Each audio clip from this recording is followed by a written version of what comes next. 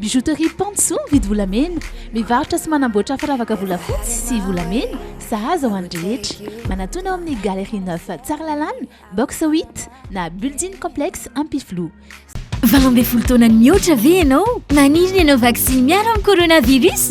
Aza misalasala ary manatona avy hatrany ireo toerana voatokana anaovana vaksiny any amin'ny faritra sy distrika misy anao na mbola tsy nisoratra anarana azy. Mitondra kara-panondro, tongava fa tombotsoa anao sy ny ankohonanao ary ny manodidina anao ny fahavitanao vaksiny. Vaksiny mahomby sy azo antoka ny ampiasaina eto amin'ny firenentsika. Aza ao hatrany ireo fepetra fiarovan-tena hisorohana amin'ny fiparihan'ny valanaretina coronavirus. Arovako ny tenako, arovako koa ny hafa. Anao vaksiny a maimaim-pona, tsy antery ary antsitrapo ny fanaovana vaksiny. Madagasikara manamafy ny ady amin'ny coronavirus.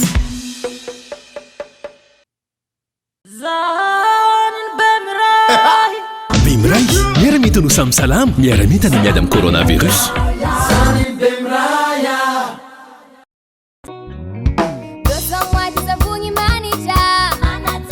Blossom White manolotra anao ny LEJT. Blossom White dia amin'ny vidiny 900 ariary. Misy iprimina doly zay aleandrangà tanantsirabe tamaga majoanga mpampianatra betraikefa satrara dokotera professeur magistrat. Investissez dans une valeur sûre. Uprime manolotra anao ny LEJT. Ushuaïa nouveau déodorant compressé vous présente LEJT. De fleurs d'oranger pour une efficacité 48 heures. Nouveau déodorant compressé Ushuaïa. Université SM, une des grandes universités à Madagascar. Université SM manolotra anao ny LEJT. Université SM, dignité, créativité, qualité. Tiara manolotra anao ny LEJT. La saveur ultime des fruits. 5G Batelma, des actualités uniques, dynamiques et renversantes dans le JT.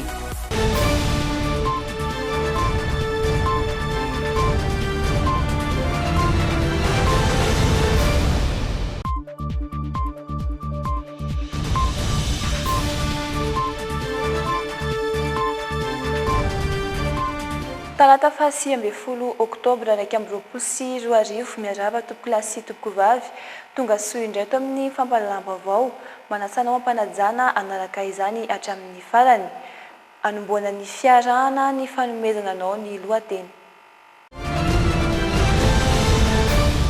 Nanatevin-daharan'ireo mpandraran'ny université ny mpianatra mitaky ny famanana ny olana sedrain'izy ireo antony mampikatso ny fampianarana ankehitriny. Velarantany manodidina ny 3,000 hektara no tombalana famay tao amin'ny valanjava-boarina Karavantsika ho ny tatitra avy amin'ny ministera ny tontolo iainana. Imasoa ny tadiavana vahaolana faran'izay angana anarerana ireo fahavoazana. Nanomboka androany ny fivoriana faharoa ara-potoana n'ireo parlementera izay ahatra 10 andro. Ho fantatra mandritra izany ny osotenan'ireo solombavambahoaka eny anivon'ny vaomera mahalotena misana ny fifidianana. Lehilahy 17 taona iray no lavon'ny fokon'olona tany Tomasina, ny ampangana azy ny fampiororona, ny fandrobana sy famonona olona tao Tomasina nandritra ny 19 taona. Olona 17 no matin'ny jiolahy tany Nigeria, nanararotra ny andro tsena ireo jiolahy niaraka tamin'ny fitaovam-piadiana mahery vaika.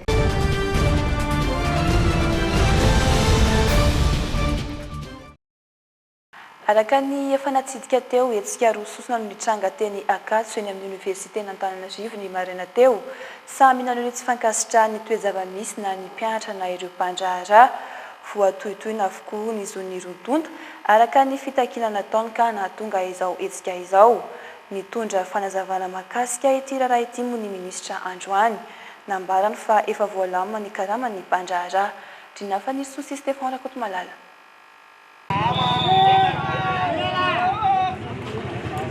NCC sy ny toera-bato nataon'ny mpianatra tetsy amin'ny toeram-piantsonan'ny taxi B119 Ankatso ankeo marainy.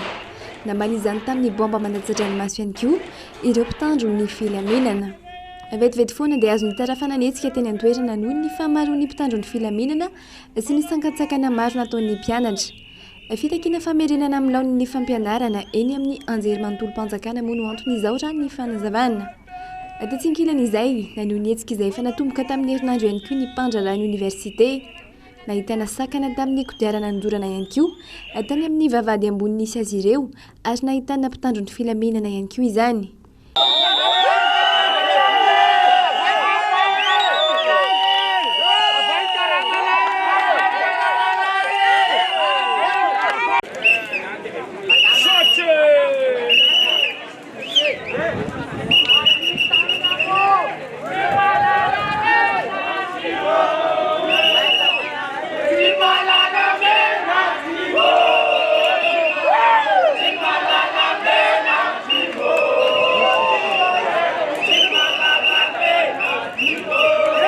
manoloana izany dia nanazava ny antony nahatonga ny fahatarany karaha mampandraraha manerana ny nosy ny ministra androany no amafisiny manokana ny antony nahatonga ny fahatarana ho an'ny oniversité an'Antananarivo renivohitra tsy nodiny tsy hita akory ny hetsika maro manerana ny nosy fa ny kandohatra ny karoka vahaolana izy ireo saingy izao vao nivoaka izany rany fanazavana telo miataona nadaminana an'izay ny fandraisan-draikitra ny ministera ny fampianarana ambony sy ny fikarohana tao anatin'izany dia nanelanelana ary nampiravina ny disadisa ankehitriny ny ravina ny disadisa izay vao afaka nandefa ilay état de salaire sy afaka nanlefaka ataovana an'izany teo anivo ny contrôle financier satria efa manaraka ny lamina sy ny izay vao aja moa izany na voarakitry ny lalàna tokony hanaovana izany izay no nampisy ny fahatarana ho an'ny université n'Antananarivo manokana avery koa ho an'ny université dimy ambiny kosa dia efa samy nahatonga sy naharay tamin'ny volana septambra lasa teo no nalefa ny karama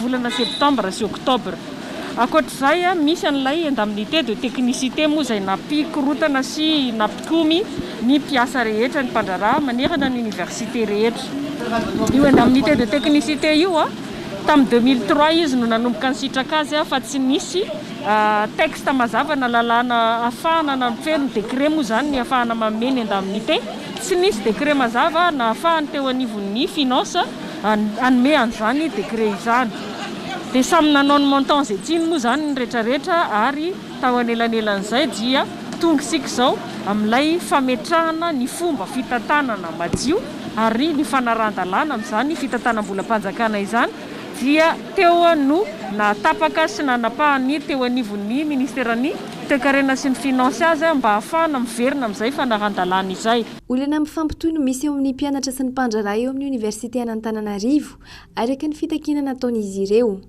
raha toa ka mivaraka ny tenin'ny ministra ny olany mpandrarahan'ny université dia hiverina amin'laony ny fampianarana sy ny fampandehanana ndraraha rehetra eny anivon'ny anjerimanontolo ka hitsahatra ny hetsika ataon'ny mpianatra ihany koa andrasana araka izany izay tena ho toy ny tiraraha ity nanomboka androany ary ahatra 10 andro indray ny fivoriana faharoa ara-potoana hatrehan'ireo parlementaire fivoriana izay andiniana sy andanina ny telom-bolam-panjakana fototra ho an'ny taona 2024 raha ho an'ny Atsimbazanza manokana dia isan'ny asa miandry ireo solombavambahoaka ny fanolorana izay hosolontenan'izy ireo eny anivon'ny vaoamiram-pirenena mahalo tena momba ny fifidianana ankoatra izay eo ireo tatitra ataon'ireo vaoamiry rabanadiady Rindra Tahiry sy Dolphe Rakotniana.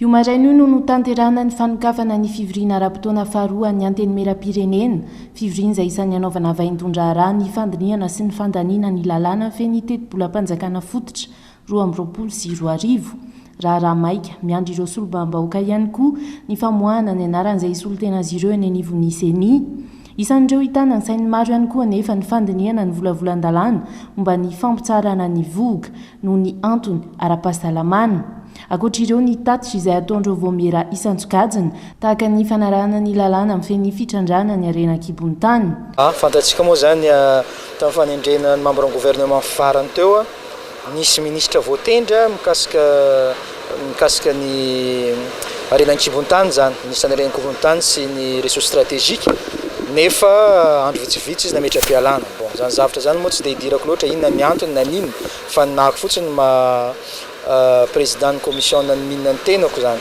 dia manao antsoavy fitoram-panjakana satria ministère ray anisana manana maizy azy izy indrindrandrindra hatramin'izay ka hatramin'izao mbola tsisy andreny délivrance na permis reny mbola miandry code minier atsika nefa nieritreretana ho ampidirina amin'ity session deuxième session ordinaire ity zany volavolan-dalàna mikasika ny code minier zany rehetra zany dia mitaky mitokana endrena haingana zany ministra isahana ny arenan-kibon-tany sy loharan'ny-karena stratégique zany isan'ny tondrana fanazavana ihany koa ny fitsangana ny rafitra manokana mpanao fanadiadiana misahana ny olany fananantany manoloana ireo ady tany izay nahaberesaka tato anatin'ny volana maromaro tafiditra ao anatin'izany eny an-tanandrano sy ny raharaha hafa voalohany zany anangana le bao an'ilay fomeram-panatyadiny ady tany eto Madagasikara na ny enquête parlementaire ilana tsiny amin'le vahoaka nanao fitaranana be dia be zany fa nisy l'intercession zay tsy le covid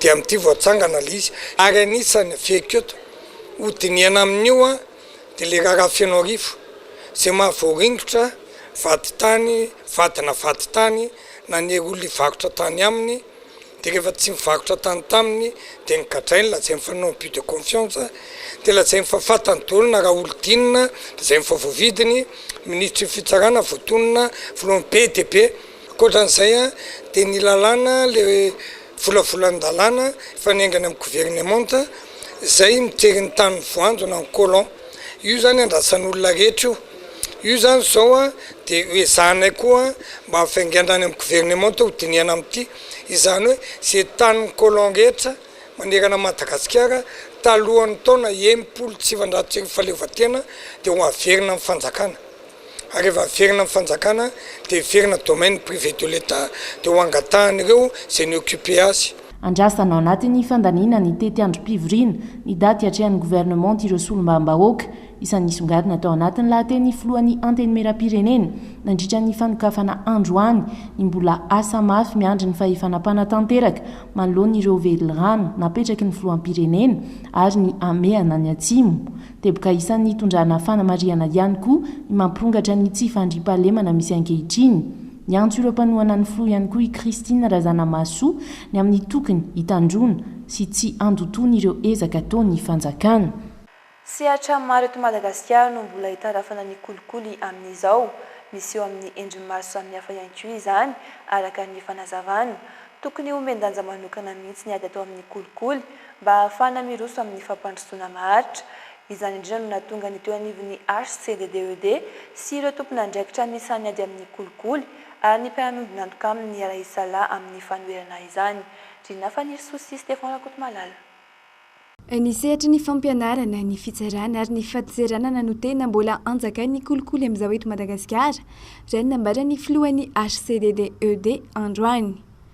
Saika ny mpanambola no mahasehatra betsaka kokoa amin'izany na eo amin'ny fidirana na eo amin'ny resaka fifaninanana raha ny fanazavany. Nanjary very zony maro anisa noho ny fanjakan'ny kolikoly be loatra. Ny kolikoly zany mialatsiny manonona an'ireto sehatra reto fa ao amin'ny fitsarana any amin'ny douane any amin'ny fampianarana zay no any amin'ny tany filaminana polisy ny namana sy ny zanaka any misy an'izy betsaka fa tsy manao dolo izy rehetra fa misy manao any olombelona zay le voasosa ka mbo zay mahay no ampidirina ohatr'izay koa ny any amin'ny fitsarana zay meloka no gadraina. Fifandrombony an'ny rehetra no antoka andresena ny kolikoly. Isan'ny nandray anjara tandrify azy mahakasika ny ady amin'ny kolikoly izay ny teo anivon'ny fitsarana. Isy ny fepetra entitra ho raisina amin'ireo minimy roboka amin'izany eo amin'ny sehatra asan'izy ireo raha ny fanazavany. Hojerena manokana ihany koa manomboka izao ireo raharahana nandritra ny fotoana maro teo am-pelatanan'izy ireo raha ny fanazavana hatrany. Anisan'ny sakana zany eo amin'ny fiarovana ny zon'olombelona zay ny fametrahany lalàna ny atao hoe autorisation de poursuite ho an'ireo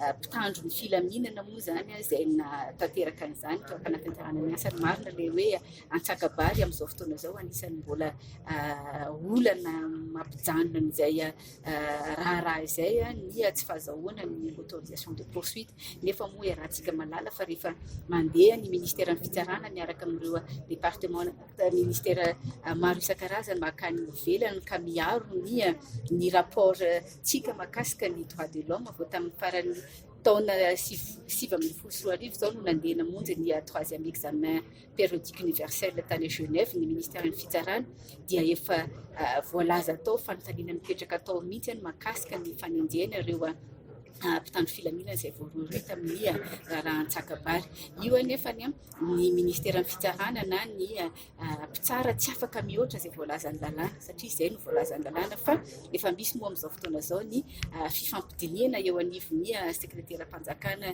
miadidiny gendarmerie sy ny eo anivon'ny ministère ny fiarovam-pirenena ary ny ministère ny sécurité publique izay hijerevana akaiky mahakasika izay hoe autorisation de poursuite izay ho fanamafisana ny fiaramentana amin'ny ady amin'ny kolokolo moa dia nisy ny fifanaovantsony amin'ny mpiara-miasa teo amin'ny HCDDED sy ireo mpisehatra amin'ny ady amin'ny kolikoly ary ireo mpiara-miombona antoka androany.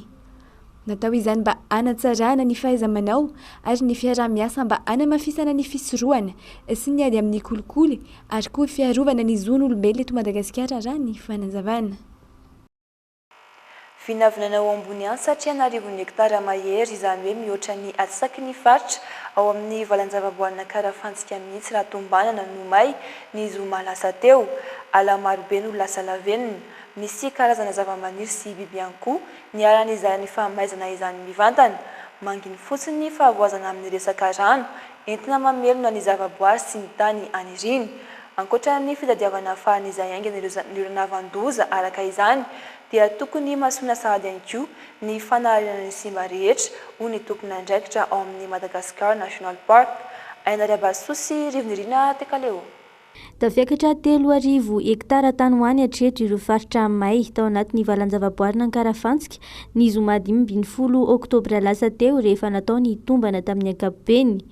Ambony satria mihoatra ny atsasaky ny faritra mihitsy izany hoy ny Dalet Jeneraly misahana ny tontolo iainana eo anivon'ny ministera. Marobe ireo ala levon'ny afo sy ny zavamaniry simba ary ny biby maty.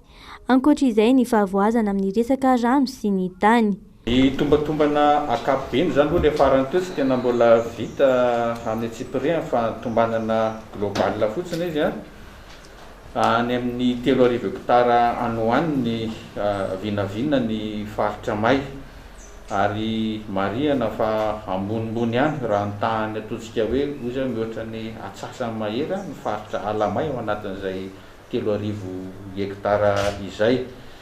Dia rehefa tonga moa zany ny rapport manaraka dia mety ho azontsika ny précision mahakasika an'ilay tsikely zany efa manarivona hektara le may ary izay indrindra no izy tomana saitsika ilazana aloha ny zava-misy fa epitana ihany koa amin'ny fomba entina hanarenana amin'izay zavatra izay amin'ny manaraka.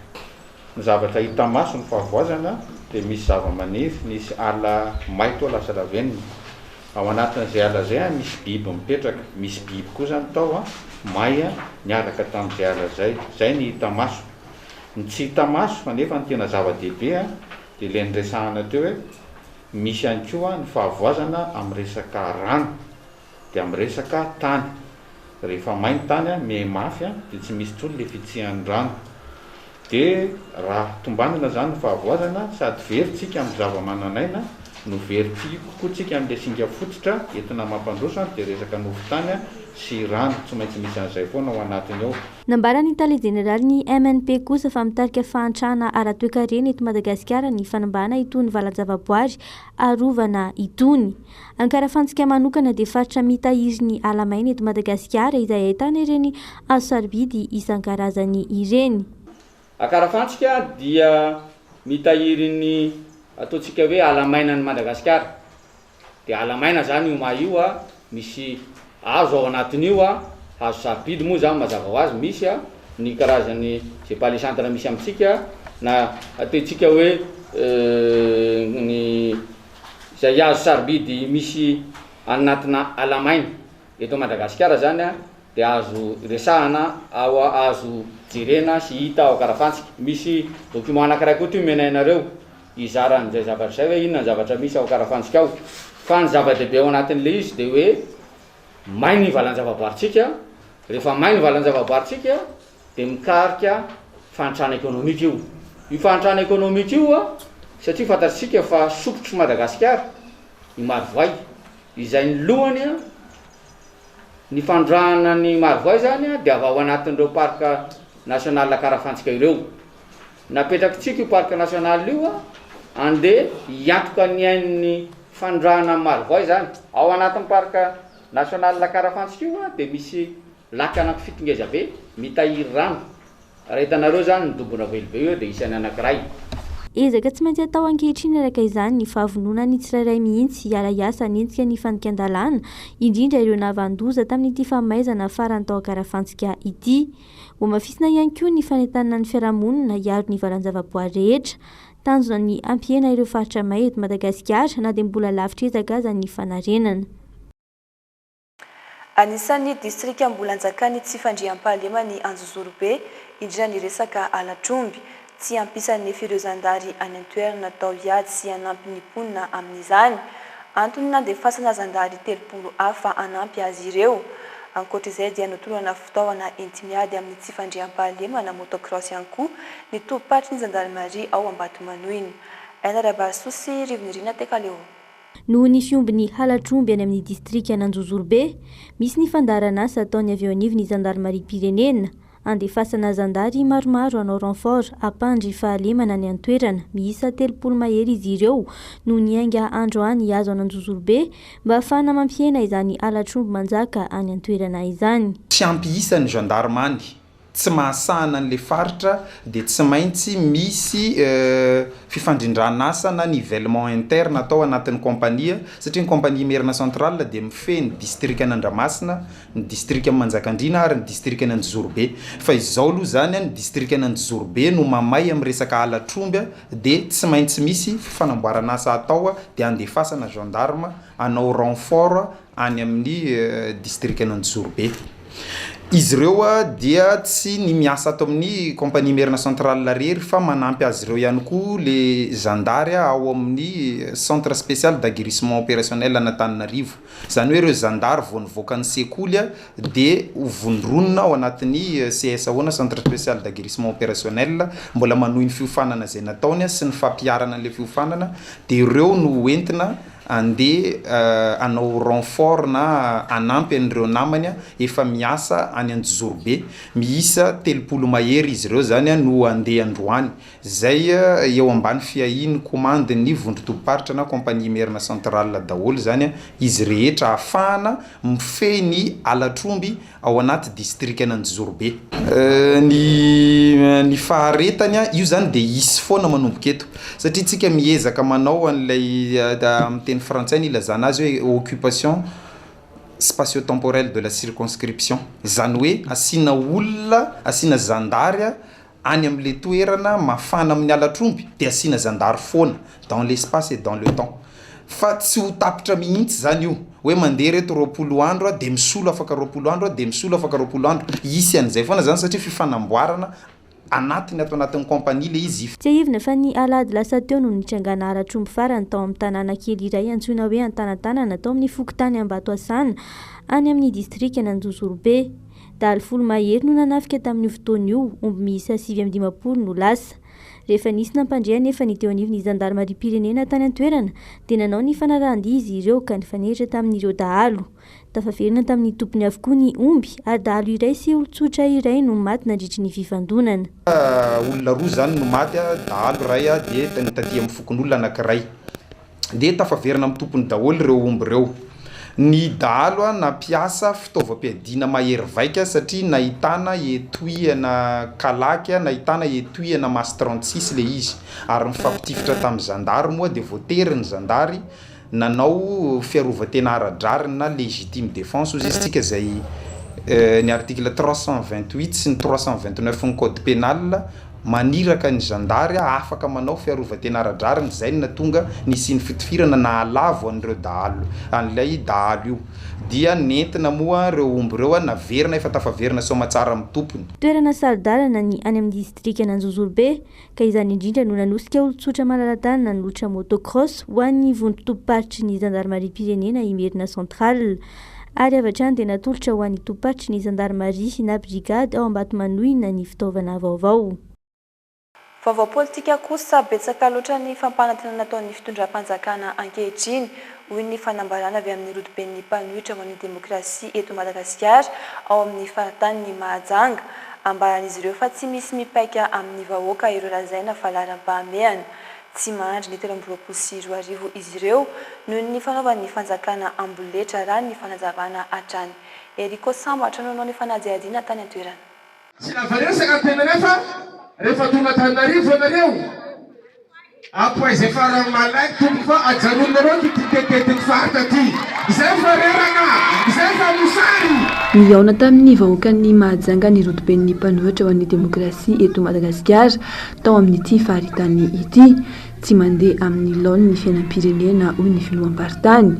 betsaka ny fampanantenana tsy tanteraka ataon'ny fitondram-panjakana miaina ao anatin'ny tsy fandriam-pahalemana ohatra ny faritra melaky mandry andriranantsy ireo mponina noho ny dahalo mitaraina manoloana izany ireo mponina fahasairana raiky bevata zany tsy fisian-dala eo koa lay tsy filaminana amin'ny lala iny mera efatsy amina ihany zany fa voatafika raiky mitondra takaitsy ny evakea Antananarivo ny telo fa lasa korazana la manety nareo vaovao la misy longonareo amin'ny hôpitaly aminay Maintirano moa zany misy azy fa fito ny olo voatapiky tamin'ity herinandro ty araka ny lazainy namatsika rehetrarehetra zay nandray fitenenana teo rehefa tena zoina ny zava-misy tsisy mandeha amin'lohany intsony raha ny asa fampandrosoana no resahana eto Madagasikara ny fitondram-panjakana amin'izao fotoana izao efa roa taona sy tapany mahery zay no mitondra ny firenena miandritsika inona no mitranga rehefa mivoaka ireny tarehimarika isan-karazany avoakan'ny mpamatsy vola ireny tarehimarika ivoakan'ny mpanara-maso iresa-pirenena ireny mijotso daholo ny korpo midina daholo ny filaran'ny firenena malagasy miohatra amin'ireo firenena eran-tany fomba anankiray afahantsika manao an'izay tombanezak'izay ihany koa dia hoaritsika amin'ireo fampanantenana nataon'ny mpitondra fanjakana satria fantatsika efa rehefa nisy ny propagandy rehefa tonga amin'ny fotoam-pifidianana dia misy fampanantenana tsy zay ho anareo amin'ny faritra misy anareo aty faritra rehetrarehetra ty amin'ny faritany Mahajanga ohatra betsaka amin'ny fampanantenana firy tamin'ireny no tanteraka taty amin'ny faritany misy anareo firy tamin'ireny tanteraka tany amin'ireo faritra rehetrarehetra ireo Sofia, Melaky, Boeny, Betsiboka tsy mandry ny taona tena amin'ny 24 ny rodoben'ny mpanohitra araka ny fanazavana noho izany araka entana tsy hoelan'ny vahoaka ho iatrany izy ireo andray anjara amin'izany ireo avy eto Mahajanga efa kely ny fotoana fa tsy resako eto fa mbola maro misy mpitandro filaminana maro so deriko ropaka efa kaky ny fotoana fandresena vahoaka amin'ny Mahajanga efa andresena vahoaka amin'ny Malagasy mila miomana atsika amin'ny raha maro fa tsisy olona andeha ihany 2023 io sanatria mivava kino alovany baparo sa alovany mamadreo ihany 2023 tsisy olona iandry an'izany tamin'ny heri rajone mampianatra izy tsy nandry le ranavaly nanety tsy nandry sanaka izy manday zay mandry azafady sa tsika mana tsy mandry tsy mandry atsika etantsika dia zao namatsika efa kaiky ny fotoana zay izy efa marikita ny fotoana mitety faritra ny rodoben'ny mpanohitra ho an'ny demokrasia eto Madagasikara manaparitaka ny fehinkevitra nandritra ny kongresy nasionaly natao teto Antananarivo votoatin'izany ny fanalana ny filoham-pirenena ankehitriny eo amin'ny toerana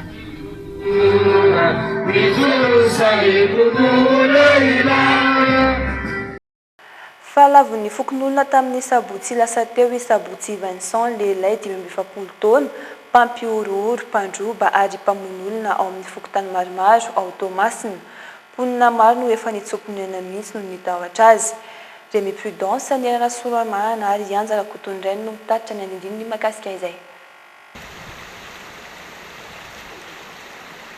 lavon'ny andro masim-pokon'olona sabotsy Vincent ny sabotsy lasa teo sabotsy Vincent izay mpampiorooro fokotany maromaro tao Tomasina nandritry ny 19 taona nilany andrefa ny commune Tomasina no tena lasibatra mamono amin'ny antsy maranitra mandroba ary mandory tanimbolon'olona no tena fanaony matetika araka ny fanazavana voarinay nanapa-kevitra ny sambotra azy ny vantany-dehilahy rehetra tao an-tanàna noho izany ankoatra ny fianakaviany sy ny havany akaiky moa tsy nisy nahafantatra azy sy nahita ny tarehiny mitsoka avokoa ireo olona vao mandre ny feony avy lavitra tafiditra anatin'izay ihany koa ny fianakaviany maty noteteny ny rahalahandray ny tamin'ny taondasa nikasany hamoniny zanan-drahalahy indray izy mialohan' izao namonoa ny fokon'olona zao mamaky tragno izy androaly izy mamaky tragno dia magnenjika olo ampiranjy raha fiainan'olo jiaby raha tarimin'olo jiaby dia maka mivakiny i olo zagny efa mifaritra maro fiheziny agnanovany raha tsy toeragna kelikely fa toeragna malalaka mihitsy tebiteby fogna dia maka mitaraigna fa tsy olona karaha nefa biby mihitsy torosana aminanjy maro ireo mponina no efa nitsomponenana mihitsy no nitahotra azy. Ny fahantrana kosa no antony tsy nielan'ny mponina sasany ny trano fonenany. Ny fomba nandevenany fokon'olona azy moa dia natao toy ny an'ny mpamosavy, izany hoe mioka amin'ny tany nahalavoa no nametrahana andrazana araka ny fanazavana. Toy ny lozam-pifamoivoizana nazo ny Cortez ny filoham-pirenena teny Ambatobe kosa no raisy ny fanjakana antana ny fikarakarana ireo olona lahatra rehetra sy ny fikarakarana ny razana. Tsy aivona fa nitsambikina avy tao anatin'ny fiara mifonvy ireo miaramila mialohan'ny vadian'ilay fiara ary voatsindry ny iray tamin'ireo zazalakely. Nitarika tamin'ny fahafatesana izany. Hatreto olona 4 no mbola manaraka fitsaboana eny amin'ny hopitaly. Tsy oreny Manivsan sy Rivonirina Tekaleo. Nivadika ny fiara mifonvy ana miaramila nanaraka ny cortège présidentiel ka niteraka faharatrana olona maro.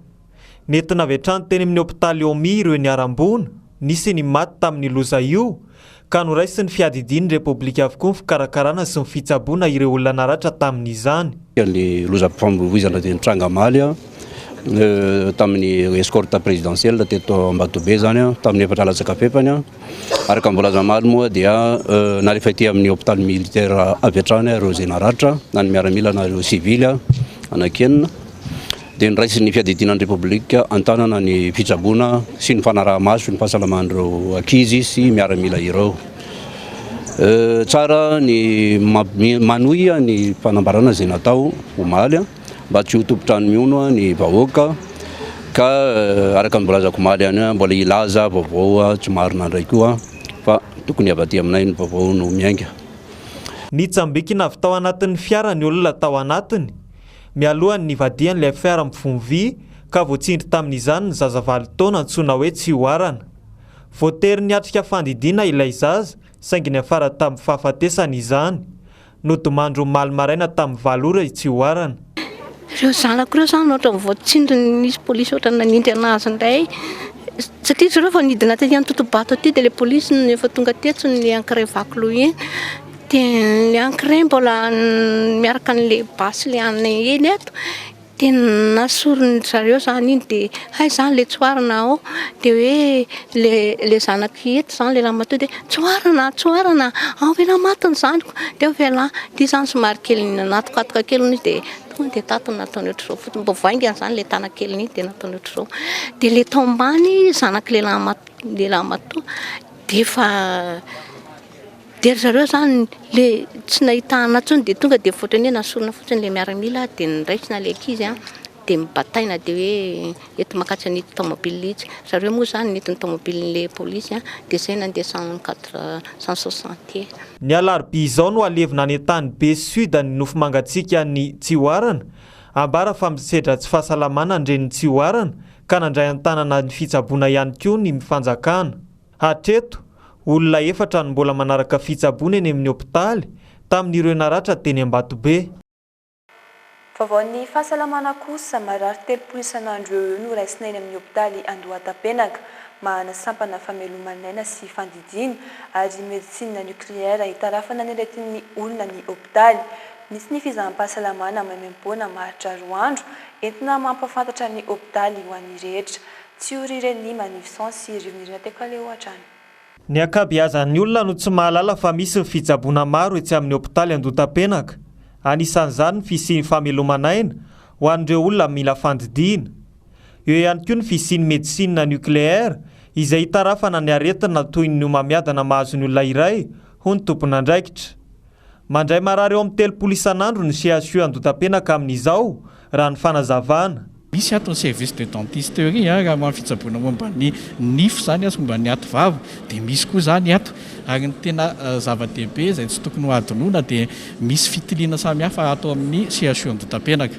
Anisan'ny fitiliana an'izany zany misy ny service de radiologie dia le radio mazatra antsika misy ny scanografia scanner izay avo lenta eto amintsika ihany koa misy an'izany misy ny échographie azo hijerena ny zavatra rehetrarehetra momba ny vatan'olombelona eto ihany koa ary indrindrindrindra izay tokana eto Madagasikara dia médecine nucléaire.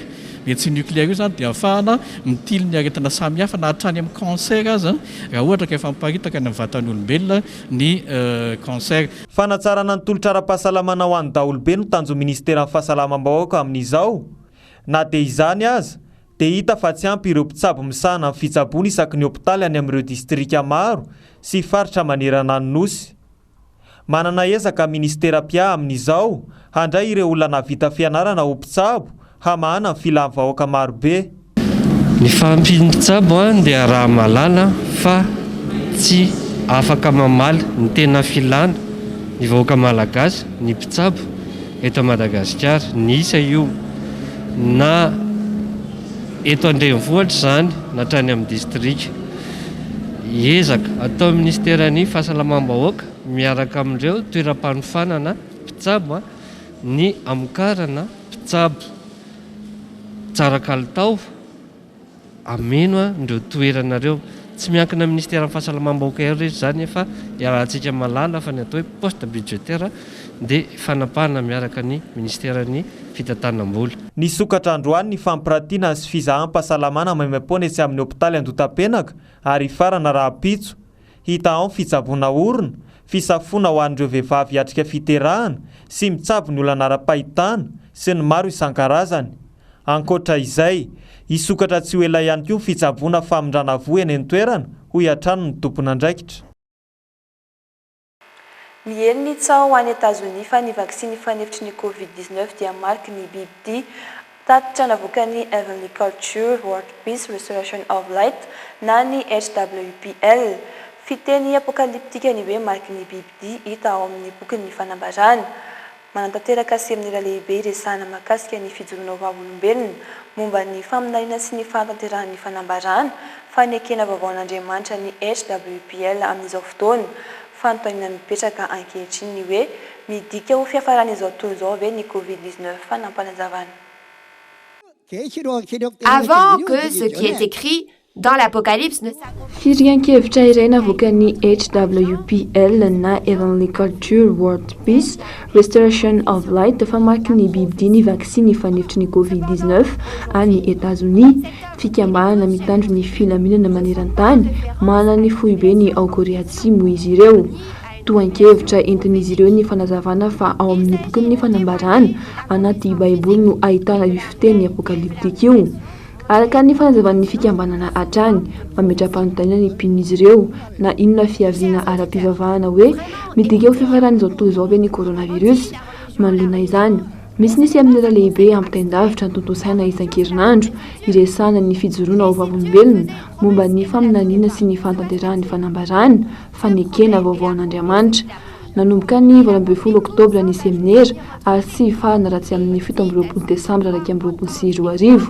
Isy ny fanomezana fanazavana bebe kokoa mahakasika ny faminaniana voarakitra ao amin'ny toko tsirairay ao amin'ny bokin'ny fanambarana izay mifototra amin'ny fametrahana fanontaniana. Ho anisan'ireo mpandahateny Ilimany isan'ireo vavolombelona nahita sy nandre ny zava-nitranga rehetra ao amin'ny boky fanambarana izy raha teo no filohan'ity fikambanana HWPL ity. Pour montrer à ses serviteurs les choses qui doivent arriver bientôt et qu'il a fait connaître par l'envoi de son ange à son serviteur Jean. Samy manana ny paikady entiny amezana ny fianaky ny vahanaretina ny firenena tsirairay. I Lituanie izao niverina ny hiboka, i Royaume-Uni kosa efa nalany fepetra-sakana rehetra nanomboka ny volana Jolay. Ao Roumanie, miezaka misarika ny olona amin'ny fanaovam-baksiny ireo mpitsabo. Nandefa taratasy ho an'ny fitondram-panjakana milaza ny andindinizany mihitsy izy ireo fanampanazavana. Feno tanteraka ny hôpitaly ao Roumania, mila vonjy amin'ny fanjakana sy ny mponina ireo mpitsabo.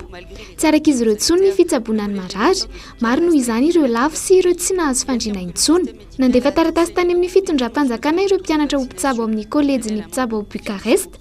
Tao anatin'izay fanambaran'izay no nitantarany fa tsy maraka intsony ny rafitra medikaly ao an-toerana. Raha ny fandinian'izy ireo ambany ny pahany fanaovam-baksiny ao an-toerana. Endrika tsy fahatokisana eo amin'ny mpitsabo sy ny mponina izao araka ny fanambaran'izy ireo. 430 isan-jaton'ny mponina ihany no nahavita ny vaksiny ao Roumania. Miantso vonjy tany amin'ny vondrona Europeana ny governemanta. Izy fitaovam-pitsaboana ho tonga ao an-toerana. Maro ihany koa ireo marary no afindrany amin'ny sampam-pitsaboana ny Hongrie amin'ity herinandro ity. I Lituanie indray miverina mihiboka amin'ity herinandro ity hatramin'ny 15 ny volana Novambra. Nametraka couvre-feu manomboka amin'ny 7 ora alina hatramin'ny 10 ora maraina indray ny firenena. Mihidy avokoa ireo toerana mamory vahoaka rehetra. ao Royaume-Uni manomboka mampitsitraka ny fatra fahatelo amin'ny vaksiny fanefitra indray ny firenena. Manaka-danitra ny tahan'ny fianaky ny valanaretina ao an-toerana, misady mialina isan'andro ireo tranga vaovao. Aloloatra ny fanalana ny fipetrasakana tao an-toerana, tsy aivina fa tamin'ny volana Jolay izany no nanomboka nalana. Ambony ny tahan'ny fanaovam-baksiny ao an-toerana kanefa ambany ny fiarovana entin'ny vaksiny AstraZeneca amin'ny olona araka ny fanazavana. Tsy mampiasa passe sanitaire ihany koa izy ireo. Izany rehetra izany no mahatonga ny fianaky ny valanaretina ao an-toerana ka mampiakatra ny tahan'ny tranga vaovao.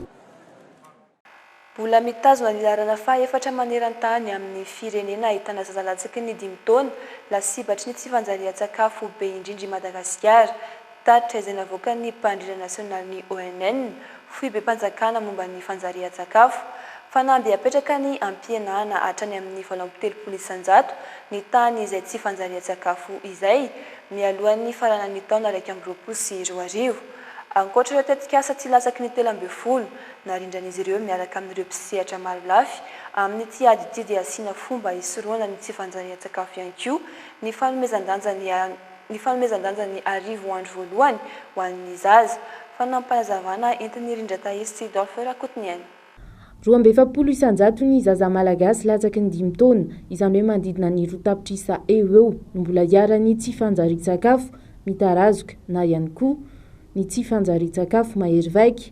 Hatreto ihany koa dia mbola isan'ireo loha laharana faha-efatra maneran-tany amin'ny tambony indrindra amin'izay tsy fanjarian-tsakafo izay i Madagasikara. 3 volana sisa dia hifarana ny taona 2024, taona napetraky ny fitondram-panjakana ampidinana ho 730 isanjato ny tany tsy fanjarian-tsakafo.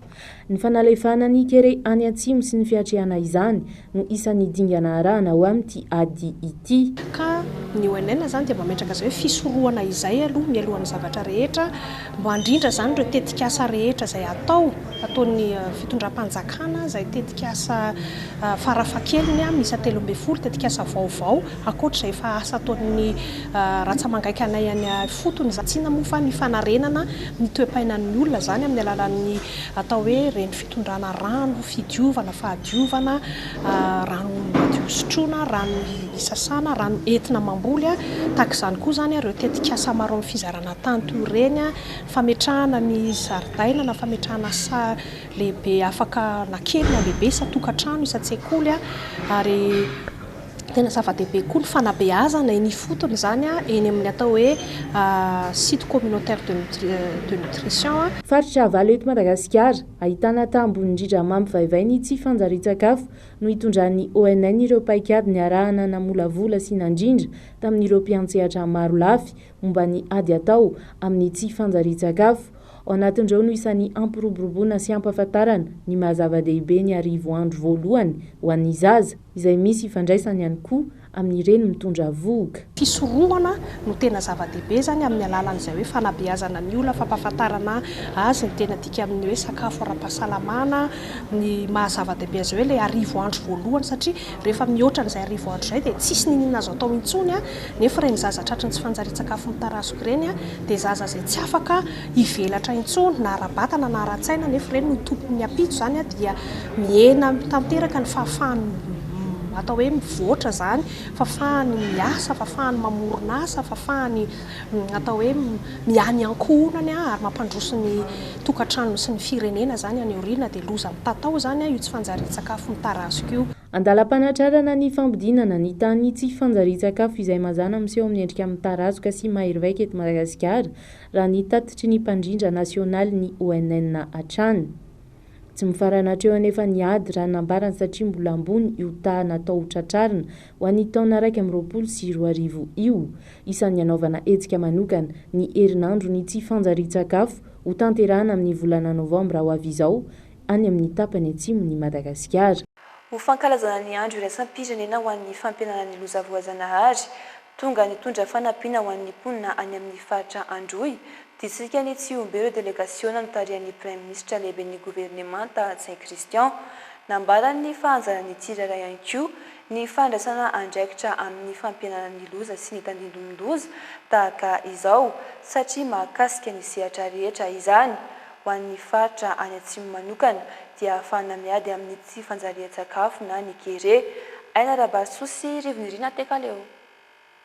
miara-mientana isika ho fampianana ny loza voajanahary izay no loha hevitra nitondrana ny fankalazana ny andro iraisam-pirenena ho an'ny fampianana ny loza voajanahary natao tany amin'ny faritra Androy distrika ny Jiombe. Tonga nanatrika izany tany an-toerana araka izany ny Praiministra Antsay Christian nitondra fanampiana mba ahafahan'ireo mponina any atsimo ireo mampiana tokoa izany loza voajanahary izany na ny kere izay miatra amin'izy ireo ankehitriny. Zavatra iray lehibe dia tsika zany mitondra vahaolana voezaka amin'ny fanampianan'ny vahoaka amin'ny analan'ny reny tetikasy sy mpatsakana rehetrarehetra reny mba ahafahan'ny vahoaka misitraka an'izay ataoko hoe fanampiana hiadina amin'ny kere tsy fanjari-tsakafo zay ho ateventsika zany fanampiana ho an'ny vahoaka zany satria mihinana zany vahoaka ato anatin'ny distrika efatra ato anatin'ny faritra Androy. Tsy vitan'izay fotsiny fa dia manao fidrafitrasa koa tsika mba hisy fiantraikana ataontsika hoe nouvelle zafy ny zavatra ataontsika zay no antony lalana nanaovantsika ny fitarena rano nanaovantsika sekoly nanaovantsika tobim-pahasalamana sisa mahakasika ny fandriampahalemana ihany koa zay rehetrarehetra zay dia ho deventsika ihany koa zay amin'ny jerena manoka mahakasika masoboly zay tena ilain'olona amin'ny fotoana zao satria masoboly dia na vidy aby na simba tao anatin'ny fotoana rehetrarehetra zay. Ilezaka manokana faritra Androy anatin'izany distrika Jiombe mahakasika masoboly zay. Mahakasika ny sehatra rehetra ihany koa ny loza voajanahary. Anjara ny tsirairay araka izany ny fampianana ny loza sy ny tandindomin-doza ary ilaina ny fiarah-mientana. Mila misandraka amin'ny distrika rehetrarehetra amin'ny kominy rehetrarehetra ny asa ataontsika satria miandra zany vahoaka aty amin'ny faritra atsimo dia isika gouvernement ny olom-boatendry ny voafidy rehetrarehetra dia anatanteraka zany atsika ary mbola misaotra ihany koa ny vahoaka Jiombe. Ankoatra ny fanampiana ireo mponina miady amin'ny tsy fanjari-tsakafo, notolorana fanampiana ihany koa ireo mponina manana antom-pivelomana hafa mety hiara-ny loza voajanahary tany amin'ny faritra Androy. Anisan'izany ny mpanjono, ny mpisehatra eo anivony asa fizahantany sy ireo mpandraharaha madinika hafa. Tsena lehibe iray tao amin'ny tanàna kely avaratra andrefana ao Nigeria indray no tafian'ny Jiola olon-tsotra manodidina ny 400 moniainy no vonon'ireo mpanafika. No amarin'ny mpitondra tenin'ny polisy any an-toerana izany, izay nanambara fa nisy fanafiana nitovy tamin'ny Tinisio tao Sokoto ity tao amin'ny tanàna kely iray ao amin'ny faritra io ihany. Fanampanazavana. Mitampiadina mahery vaika ireo mpanafika tonga teto amin'ny tsena iray ao Sokoto tanàna avaratra andrefana ao Nigeria. Olona 770 no maty no vonon'ireo Jiola nandritra ny fanafiana. Nanamarina ny fisian'ny tranga ny mpitondra tenin'ny gouvernemanta ny Sokoto andro tsena no nanafian'ireo Jiola satria maro ireo mpivarotra mpampiasa vola mivondrona amin'ny toerana iray. Araka ny mpitondra tenin'ny polisy ihany koa anefa andian'ny Jiola ihany koa no nanafika ny Goronio ny alahady arivo ary efa any an-toerana ireo mpanao fanadihadiana amin'izao. Paikady ampiasain'ny tafika nigeriana ny fanapana ny fifandraisana na ny réseau téléphonique manakana ny fifandraisan'ireo Jiola izany.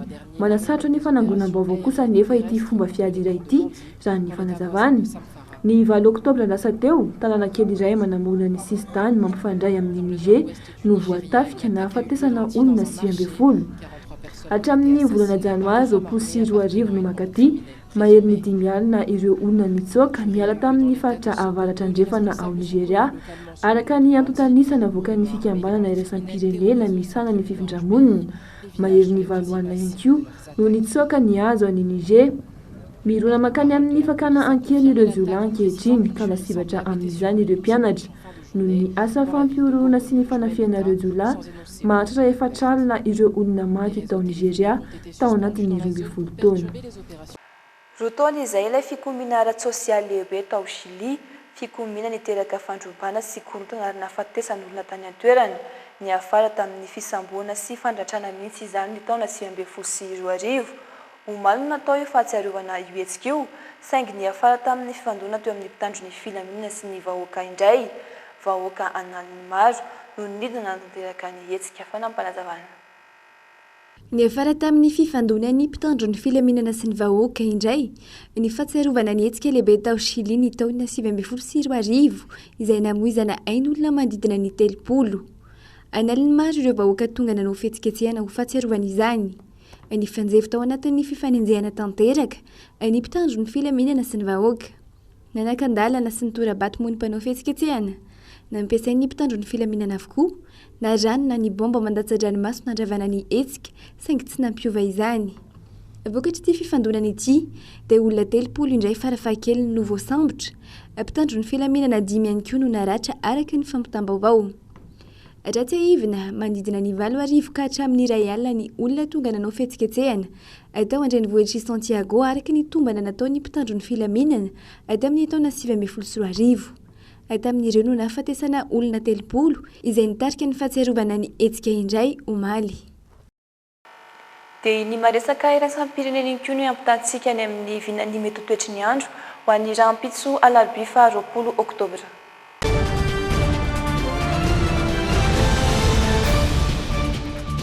Toy ny mahazatra dia ny amin'ny tapany avaratry ny nosy no hanomboana ny vinany mety toetry ny andro.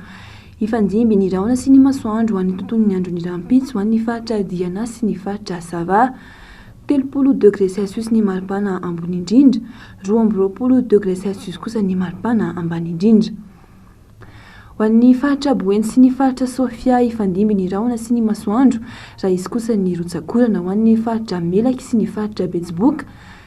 30 degré Celsius ny maripana ambony indrindra, 20 degré Celsius kosa ny maripana ambany indrindra.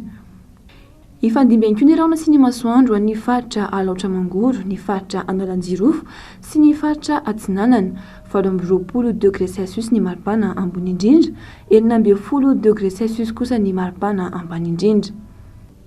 Ho an'ny faritany Antananarivo ifandimby ny rahona sy ny masoandro ny faritra Bongolava, Analamanga sy ny faritra Itasy, anorana kosa any amin'ny faritra Vakinakaratra, 30 degré Celsius ny maripana ambony indrindra, 20 degré Celsius kosa ny maripana ambany indrindra.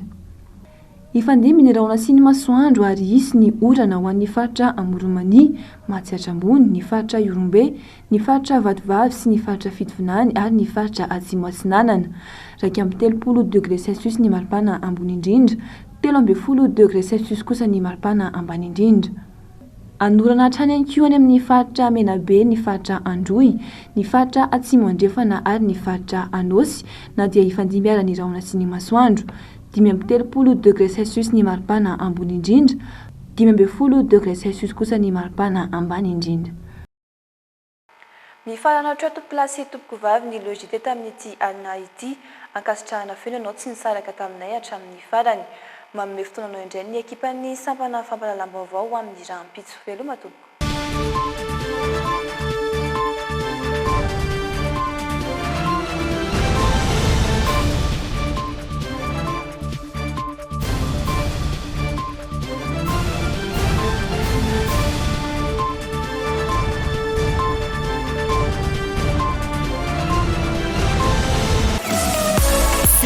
Tellement des actualités uniques, dynamiques et renversantes dans le JT.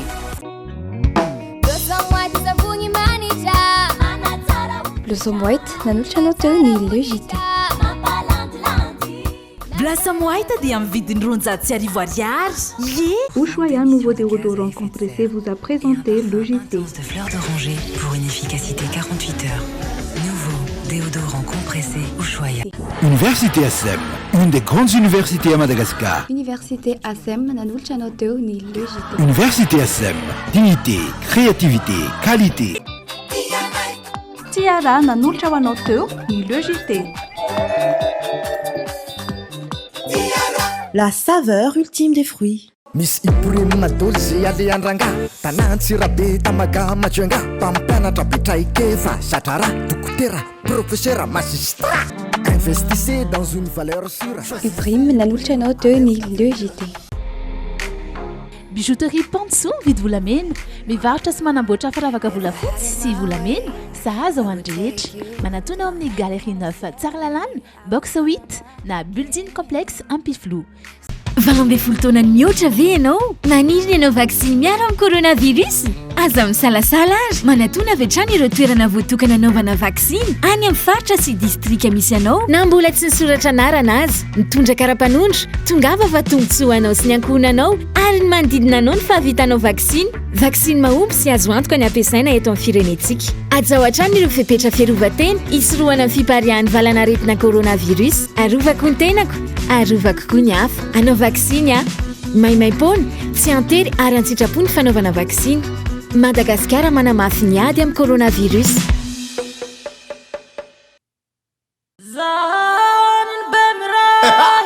Bemray miara-mita no samy salama miara-mita ny miady amin'ny coronavirus